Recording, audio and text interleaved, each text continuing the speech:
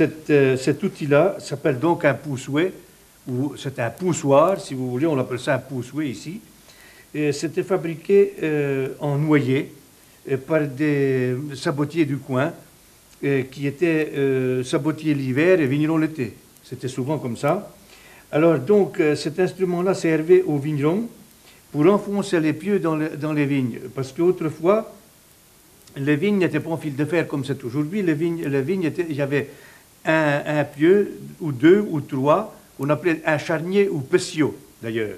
Alors donc, on s'en servait quand au moment de la taille, on tirait le pieu, voilà, ici, on le tirait comme ça, à la serpe, on l'aiguisait, et ensuite, on mettait ça comme ça, sous son bras, et hop, on enfonçait un grand coup. Voilà, ça servait donc à ça. Alors, bien entendu, il y a on appelait ça aussi la médaille du vigneron, parce que je me rappelle toujours, quand j'avais 12 ans, à la sortie de la première communion, où les jeunes qui étaient pour être vignerons, on leur donnait donc un poussouet, puis un sécateur, puis une serpe à tailler. Alors, donc, moi, on m'avait affublé de cet instrument, et puis je me rappelle, j'étais parti aux vignes, et il y a un copain que j'aimais beaucoup après, mais que je ne connaissais pas, qui était un peu plus vieux que moi. Il me dit, alors, petit, tu l'as mis, cette médaille? Ah, puis j'étais très fier. La Légion d'honneur ne m'aurait pas plus plaisir. Mais il y avait aussi une autre histoire. J'avais un oncle, c'est beaucoup plus vieux, ça, et j'avais un oncle qui s'appelait Claude, et qui avait aussi reçu donc un poussouet, et puis donc, il taillait avec son père dans la colline, au-dessus du village, dans la colline de Cotelin. Et puis cette colline est très en pente. Alors donc, il y avait des pieux qui étaient très hauts. Un pieu, ça faisait 1,33 m.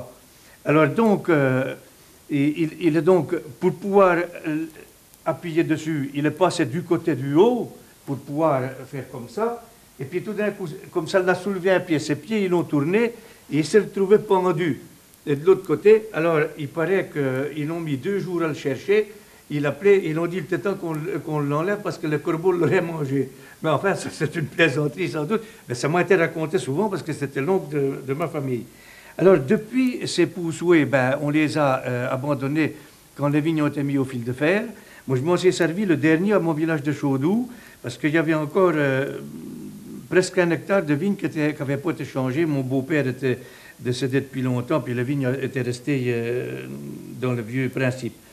Alors, donc, après, je n'ai plus pris ça, mais quand on a fondé la confrérie des Chevaliers du Cep en 1960, on a pris le poussouet comme emblème du vigneron. Alors, donc, c'est celui-ci. Celui-là, c'est le poussouet de l'intronisateur. Il est de la grandeur nature, et c'est un de mes oncles personnels qui me l'a fait, en frêne, celui-là. Bon.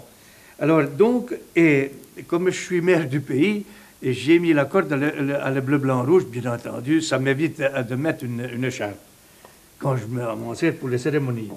Alors, pour ceux qui sont intronisés chevaliers du Cep, mais simplement chevaliers, eh bien, on a un petit poussouet miniature, comme ça, avec un petit ruban. Il est ou vert, ou jaune, ou rouge. J'ai donc emmené celui-là rouge. Et à Crésancy, qui est une belle commune viticole aussi, ils ont aussi un groupe vineux qui s'appelle les Vigneaux d'honneur de Crésancy. Et eux, ils donnent le poussouet, qui n'a pas tout à fait la même forme que pas de chez nous, mais le poussouet entier avec la branche de cuir qui se met de la même façon et que celui que j'ai là, vous voyez. Alors donc voilà, ils s'en servent d'emblème de leur confrérie aussi.